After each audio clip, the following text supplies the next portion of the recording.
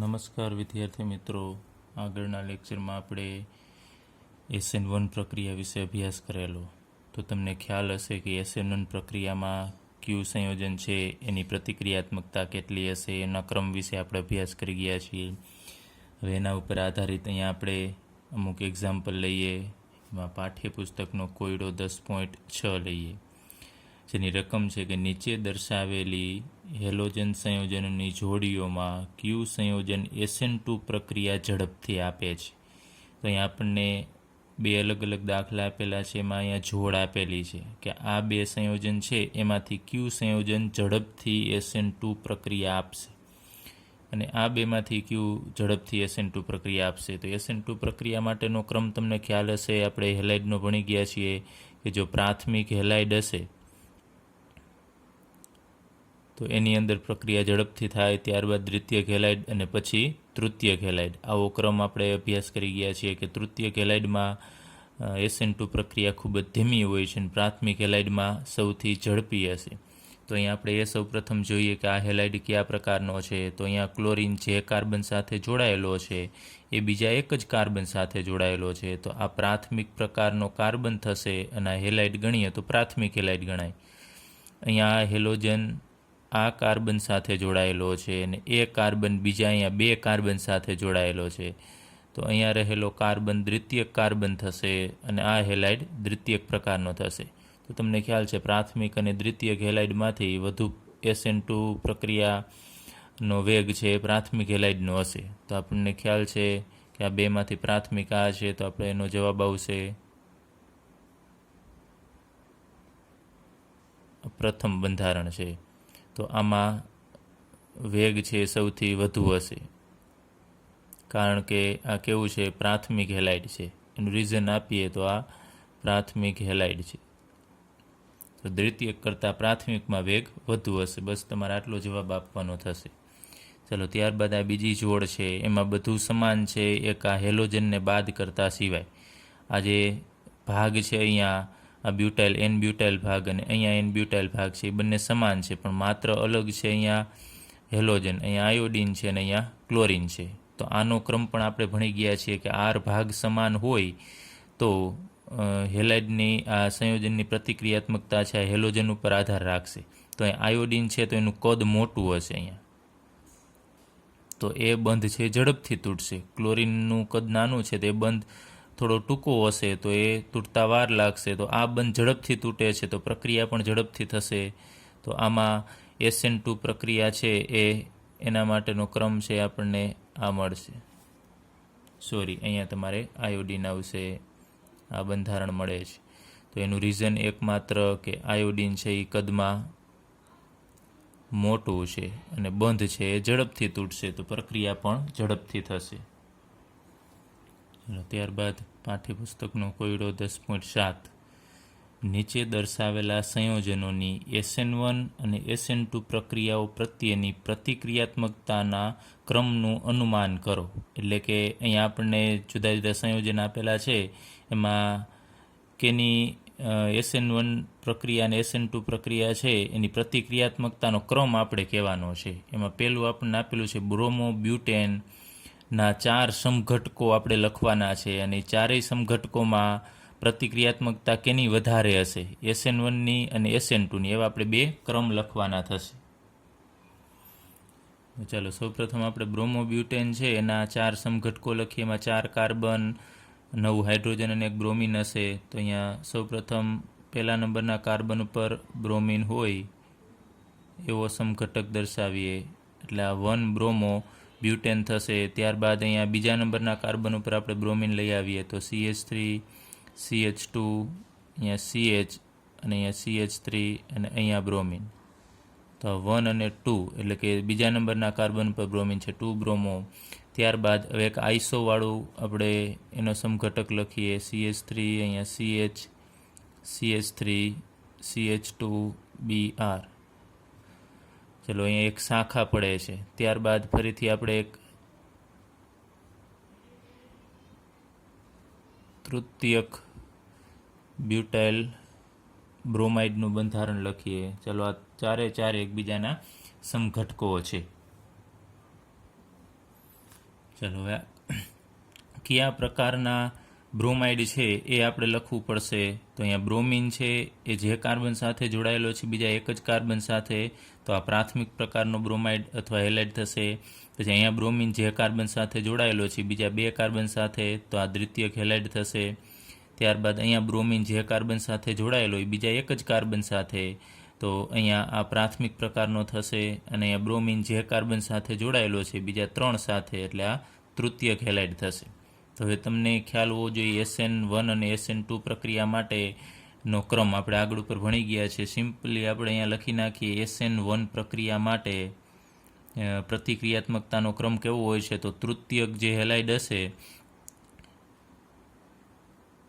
એની પ્રતિક્રિયાત્મકતા સૌથી વધારે હોય, ત્યારબાદ દ્વિતીયક હેલાઇડ અને ઓછામાં ઓછી પ્રાથમિક હેલાઇડની પ્રતિક્રિયાત્મકતા હશે. ચલો, તમને ખ્યાલ છે કે SN1 પ્રક્રિયા છે એ 2 તબક્કામાં થાય છે અને એમાં મધ્યવર્તી કાર્બોકેટાયન બને છે.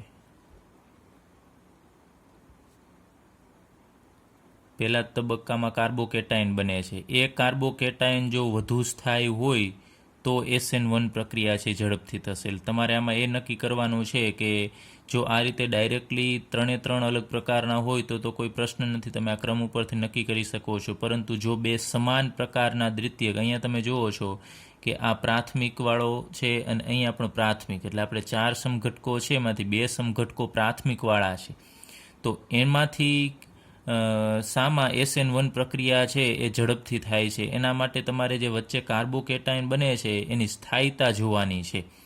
એટલે ખાસ આ તમને SN1 પ્રક્રિયાનો ઓવરવ્યૂ તમને ખ્યાલ હોવો જોઈએ. 2 તબક્કામાં થશે અને એમાં વચ્ચે કાર્બોકેટાયન બને ને જેમાં કાર્બોકેટાયન વધુ સ્થાયી એમાં એની પ્રતિક્રિયાત્મકતા છે વધુ થશે. તો આપણે તો સૌપ્રથમ આ બેનું જ જોવાનું છે, બાકીમાં તો કોઈ પ્રોબ્લેમ નથી.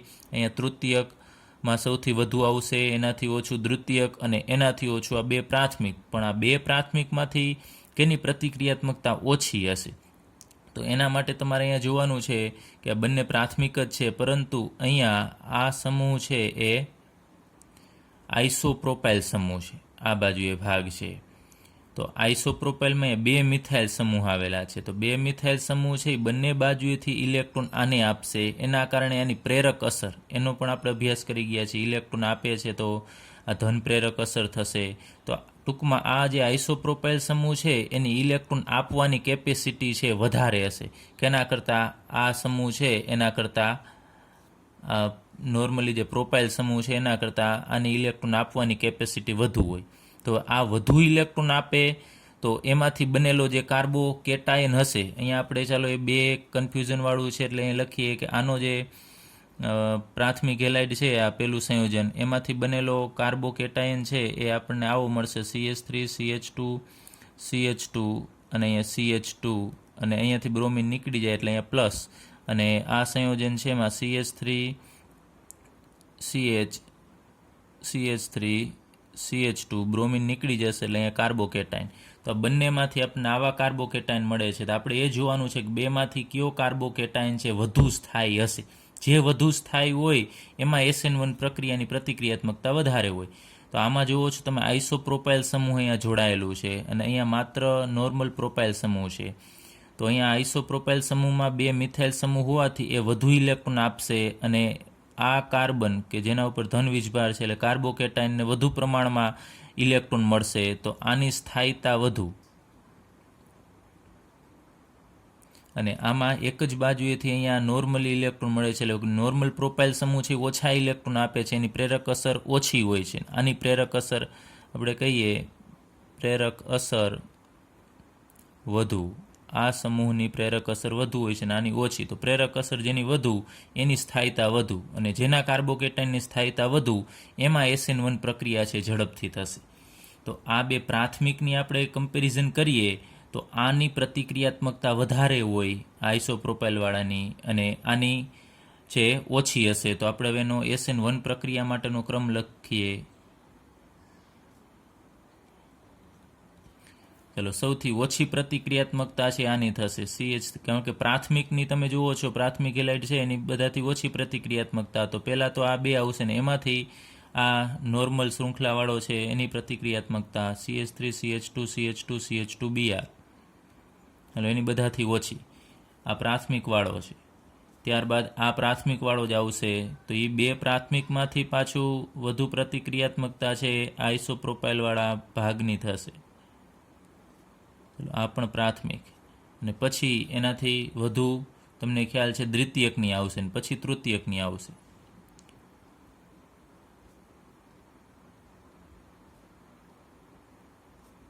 અને અહીંયા CH3 CH3 CH3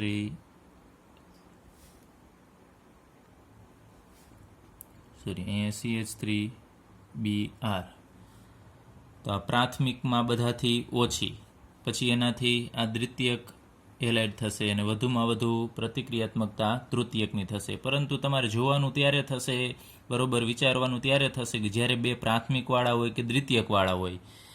તો બે અહીંયા તમને પ્રાથમિકવાળા આપેલા છે, તમારે એટલું જોવાનું છે કે એમાંથી બનેલો કાર્બોકેટાઇન કેમાં વધુ સ્થાયી હશે. તો આ પ્રેરક અસર આની વધુ હોવાથી આ કાર્બોકેટાઇન વધુ સ્થાયી, તો આના કરતાં આમાં SN1 પ્રક્રિયા છે એની પ્રતિક્રિયાત્મકતા વધુ હશે. ચાલો હવે આપણે SN1ની જેમ જ SN2 પ્રક્રિયા માટેનો ક્રમ લખીએ. તો SN1 પ્રક્રિયાનો ક્રમ જે છે એનાથી વિરુદ્ધ SN2 પ્રક્રિયા માટેની પ્રતિક્રિયાત્મકતાનો ક્રમ હશે. SN1 પ્રક્રિયા માટે તૃતીયક હેલાઇડ છે એમાં એની પ્રતિક્રિયાત્મકતા વધારે હોય, તો એ જ રીતે SN2 પ્રક્રિયા માટે પ્રાથમિકની વધુ હશે, પછી દ્વિતીયકની ઓછી અને તૃતીયક હેલાઇડની બધાથી પ્રતિક્રિયાત્મકતા ઓછી. તો આ મુજબ આપણે ક્રમ લખવાનો થશે. તો અહીંયા પ્રાથમિકની પ્રતિક્રિયાત્મકતા બધાથી SN1માં ઓછી છે, તો આમાં વધુ હશે. તો ટૂંકમાં આ જે ક્રમ આપેલો છે ને એનાથી વિરુદ્ધ ક્રમ છે SN2 માટેનો થશે, ઉલટાવી નાખવાનો ક્રમ છે. તો આપણે બીજું કંઈ જ નથી કરવું, અહીંયા જે આપણે લેસ ધેન લખેલું છે એની જગ્યાએ તમારે ગ્રેટર ધેન મૂકી દેવાનું થશે, એટલે આપણને SN2 પ્રક્રિયા માટેનો ક્રમ મળી જશે. CH3 CH2Br. ચલો ત્યારબાદ અહીંયા દ્વિતીયક બ્રોમાઇડ,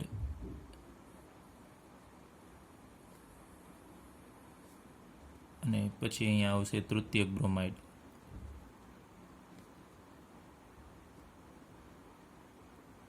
ચલો તૃતીયક થશે, આ દ્વિતીયક અને આ બંને પ્રાથમિક. તો ચાલો અહીંયા તો તમને ખ્યાલ છે કે આપણે ક્રમ ઉલટાવી નાખ્યો, પરંતુ આ બે પ્રાથમિકમાંથી આની પ્રતિક્રિયાત્મકતા શા માટે વધુ છે અને આની શા માટે ઓછી છે, તો એનું રીઝન પણ અહીંયા રહેલી એની અવકાશ અવરોધક અસર થશે. અથવા તો તમે SN1 પ્રક્રિયાનો ક્રમ નક્કી કરી નાખ્યો એનાથી વિરુદ્ધ છે SN2 પ્રક્રિયા માટેનો ક્રમ થશે. ચાલો એક બીજું આપણે વાત કરી કે SN1 પ્રક્રિયામાં જ્યારે બે સમાન પ્રકારના હેલાઇડ હોય તો આપણે શું જોઈએ છે, કાર્બોકેટાઇનની સ્થાયીતા. તો જેમાં કાર્બોકેટાઇનની સ્થાયીતા વધુ એની અંદર SN1 પ્રક્રિયાની પ્રતિક્રિયાત્મકતા છે વધુ આવશે. સેમ એ જ રીતે SN2 પ્રક્રિયા માટે તમારે SN2 પ્રક્રિયા તમને ખ્યાલ હોવો જોઈએ કે એક જ તબક્કામાં થાય છે, અને આના માટે તમારે શું જોવાનું છે, કાર્બોકેટાઇન તો આ SN2 પ્રક્રિયામાં બનતો જ નથી. આમાં આપણે કીધું બે તબક્કામાં થાય એટલે મધ્યવર્તી કાર્બોકેટાઇન બને, જેમાં કાર્બોકેટાઇન વધુ સ્થાયી હોય એમાં એની પ્રતિક્રિયાત્મકતા વધુ થશે, જ્યારે અહીંયા એક જ તબક્કામાં થાય છે. અને આ રીતે જો બંને પ્રકારના સમાન હેલાઇડ હોય તો તમારે જોવાનું છે કે જેમાં અવકાશ અવરોધક અસર વિશે આપણે ભણી ગયા છીએ. તો જેમાં અવકાશ અવરોધ અથવા તો પ્રતિરોધકતા જેની ઓછી એમાં SN2 પ્રક્રિયા છે વધુ થશે. તો અવકાશ અવરોધ જોવાનો થશે તમારે. તો અહીંયા આ CH2ની સાથે આ નોર્મલ પ્રોપાઇલ સમૂહ જોડાયેલો છે, જ્યારે અહીંયા CH2ની સાથે આઇસોપ્રોપાઇલ છે, તો આનો અવરોધ વધુ થશે. જોઈ લેજો, આપણે થિયરીમાં પણ આ પોર્શન ભણી ગયા છીએ અને સમજવું અગત્યનું છે. આ બહુ મોટી જગ્યા રોકે છે આના નોર્મલ પ્રોફાઇલ કરતાં, આમાં અવરોધ વધુ, તો અવરોધ વધુ તો એની પ્રતિક્રિયાત્મકતા છે એ આના કરતાં ઓછી થશે. એટલે તમારે આના માટે અવકાશ અવરોધ અસર જોવાની છે કે અવરોધ જેમાં વધુ એની પ્રતિક્રિયાત્મકતા ઓછી થશે. ચલો ત્યારબાદ એનો બીજો પ્રશ્ન છે. અહીંયા જુદા જુદા આપણને 4 બંધારણ આપેલા છે, બ્રોમાઇડ આપેલા છે. તો એમાં શામાં SN1 પ્રક્રિયાની પ્રતિક્રિયાત્મકતા વધુ હશે અને શામાં SN2, એનો આપણે ક્રમ લખવાનો થશે. તો સૌ પ્રથમ તો તમારે આ બધા બ્રોમાઇડ છે એ કયા પ્રકારના છે, પ્રાથમિક, દ્વિતીયક, તૃતીયક, એ નક્કી કરવું પડશે. તો અહીંયા પ્રથમ બંધારણ છે એમાં બ્રોમિન જે કાર્બન સાથે જોડાયેલો છે બીજા એક જ કાર્બન સાથે જોડાયેલો છે, એટલે આ પ્રાથમિક પ્રકારનો થશે. અહીંયા બ્રોમિન જે કાર્બન સાથે જોડાયેલો છે બીજા 2 કાર્બન સાથે, એટલે આ દ્વિતીયક બ્રોમાઇડ થશે. પછી અહીંયા બ્રોમિન જે કાર્બન સાથે જોડાયેલો છે બીજા 2 સાથે, એટલે આ પણ દ્વિતીયક. અને અહીંયા બ્રોમિન જે કાર્બન સાથે જોડાયેલો છે એ તૃતીયક કાર્બન થશે, એટલે આ તૃતીયક હેલાઇડ. તો આ ક્રમ છે એ મુજબ આપણે પ્રક્રિયાનો ક્રમ છે એ લખીશું. પરંતુ અહીંયા પણ તમે જુઓ છો 2 સમાન આવે છે. તો SN1 પ્રક્રિયા માટે હમણાં જ આપણે લખેલું તૃતીયકની પ્રતિક્રિયાત્મકતા વધારે હશે, દ્વિતીયકની ઓછી, અને પ્રાથમિકની એનાથી પણ ઓછી. તો અહીંયા 2 દ્વિતીયક પ્રકારના હેલાઇડ છે. તો એમાંથી શામાં SN1 પ્રકારની પ્રક્રિયાની પ્રતિક્રિયાત્મકતા છે વધુ હશે? તો તમારે એ જોવાનું છે કે આ 2માંથી જે આ 2 સંયોજનમાંથી જે કાર્બોકેટાઇન બનશે એમાં કયો કાર્બોકેટાઇન વધુ સ્થાયી છે એ જોવાનું થશે. તો આપણે અહીંયા લખીએ, આમાંથી બનતો કાર્બોકેટાઇન છે એમાં C6H5CH, ત્યારબાદ અહીંયા C6H5 અને અહીંયા C+. ચલો આમાંથી કાર્બોકેટાઇન બનશે, બ્રોમાઇડ દૂર થશે તો C6H5CH અને અહીંયા CH3. ચલો અહીંયા કાર્બોકેટાઇન. તો આ 2માંથી કયો કાર્બોકેટાઇન છે વધુ સ્થાયી હશે? તો અહીંયા તમે જુઓ છો એક ફિનાઇલ છે, તો અહીંયા પણ આમાં પણ એક ફિનાઇલ છે, એટલે એ તો બંને કોમન થશે. જ્યારે ફરક અહીંયા છે, અહીંયા ફિનાઇલ સમૂહ છે જ્યારે અહીંયા મિથાઇલ સમૂહ છે. તો મિથાઇલ કરતાં ફિનાઇલ સમૂહ છે એમાં સસ્પંદન, આમાં સસ્પંદન થાય છે, આમાં સસ્પંદન થતું નથી. તો બંને ઇલેક્ટ્રોન દાતા જ કહેવાય, પરંતુ મિથાઇલ સમૂહ છે એ ઓછા, આપણે અત્યારે એમ લઈએ સમજવા માટે કે આ ઓછા ઇલેક્ટ્રોન આપે છે, અને ફિનાઇલ સમૂહ છે એ વધુ ઇલેક્ટ્રોન આપે છે આ કાર્બનને. તો અહીંયા વધારે પ્રમાણમાં ઇલેક્ટ્રોન જશે. એનું કારણ શું? આમાં સસ્પંદન અસર. તો સસ્પંદનના કારણે આપણે આગળ ઉપર ભણી ગયા છીએ કે આ કાર્બનની સ્થાયીતા વધશે, કારણ કે સંપૂર્ણપણે ઇલેક્ટ્રોન આ કાર્બનને મળે છે અને એના ઉપરનો ધન વીજભાર છે દૂર થશે. તો અહીંયા સસ્પંદન અસર થાય છે, જ્યારે અહીંયા સસ્પંદન અસર નથી. ભલે આ પણ ઇલેક્ટ્રોન દાતા છે, પરંતુ એના કરતાં આમાં ઇલેક્ટ્રોન વધુ પ્રમાણમાં આ કાર્બનને મળશે, કાર્બોકેટાઇનને. તો આની સ્થાયીતા વધુ, આ કાર્બોકેટાઇન છે એની સ્થાયીતા વધુ થશે અને આની સ્થાયીતા ઓછી થશે. તો હવે આપણે SN1 પ્રક્રિયા માટેનો ક્રમ લખીએ. ચલો એના ક્રમ માટે સૌપ્રથમ આપણે ઓછી પ્રતિક્રિયાત્મકતા છે એ પ્રાથમિકની હશે અને વધુ પ્રતિક્રિયાત્મકતા છે એ તૃતીયકની. તો અહીંયા તૃતીયક એક જ છે, તો ડાયરેક્ટલી આપણે આ લખીએ C6H5C, C6H5 CH3Br. ચાલો આ તૃતીયક છે એની પ્રતિક્રિયાત્મકતા સૌથી વધુ. પછી આ 2 સમાન છે એમાં આપણે જોયું કે આમાં કાર્બોકેટાઇન વધુ થાય તો એમાં એની પ્રતિક્રિયાત્મકતા વધુ હોય, એટલે એના પછી આ બંધારણ આવશે C6H5CHBr C6H5.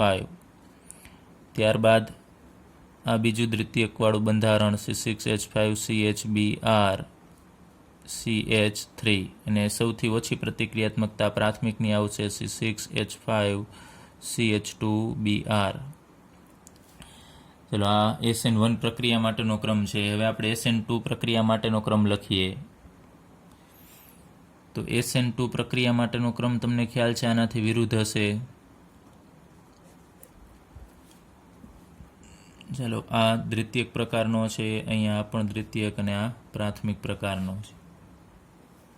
ચાલો આનાથી વિરુદ્ધ આપણે ક્રમ છે લખવાનો થશે. બંધારણ બધા સેમ, C6H5 અહીંયા C6H5 CH3Br, અહીંયા ગ્રેટર ધેન છે એની જગ્યાએ લેસ ધેન આવશે C6H5 CHBr અહીંયા C6H5.